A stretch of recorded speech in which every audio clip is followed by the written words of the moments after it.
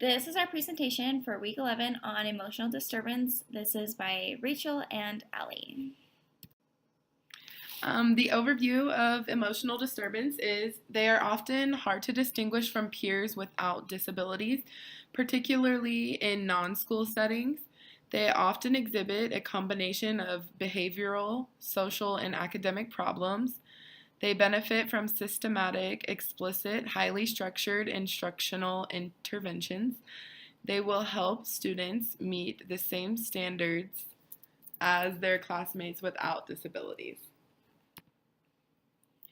So, what can emotional disturbance be? Some things that are listed in our textbook and in other resources we found is that it creates an inability for students to learn.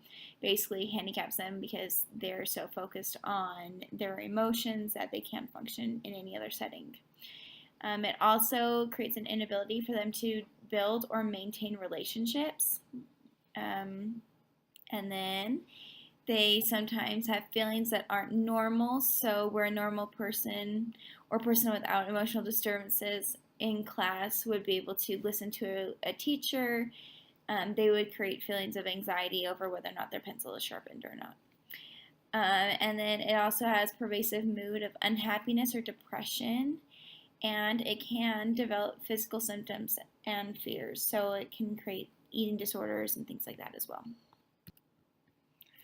Some causes of emotional disturbances could be heredity, brain disorder, diet, stress, or neglect. But even though these are some of the things that could cause it, there is no evidence that emotional disturbances are factors of age, race, religion, or income. And emotional disturbances are not a result of personal weakness, lack of character, or poor upbringing. And most mental illnesses are treatable, so there overall really isn't a big factor in why students suffer with emotional disturbances, but they still have them anyways. And so, as for all you teachers out there watching this great video, here's some words by Jeffrey R. Holland who can help you through your situations of helping students or family members or anyone you know with these emotional disturbances. He says, if you are the one afflicted or a caregiver to such, try not to be overwhelmed with the size of your task. Don't assume you can fix everything, but fix what you can. If those are the only small victories, be grateful for them and be patient.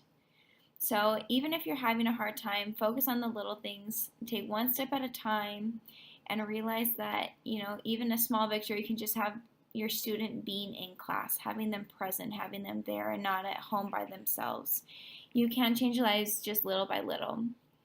And on the LDS.org website, there is a great resource under mental illness that gives advice for people suffering with mental illnesses and for people to assist, or teachers that can help people as well. And 3 things they say you can do to help others is to watch your words. So be using your words in a positive way, uplifting them and such, to be a friend, and also to practice self-care, as in being an example of how you can live a healthy life. And our final slide is another great quote by Jeffrey R. Holland, which says, "Don't you give up, don't you quit. You keep walking, you keep trying. There is help and happiness ahead. It will be all right in the end. Trust God and believe in the good things to come." Have a good day. Stay happy. Bye.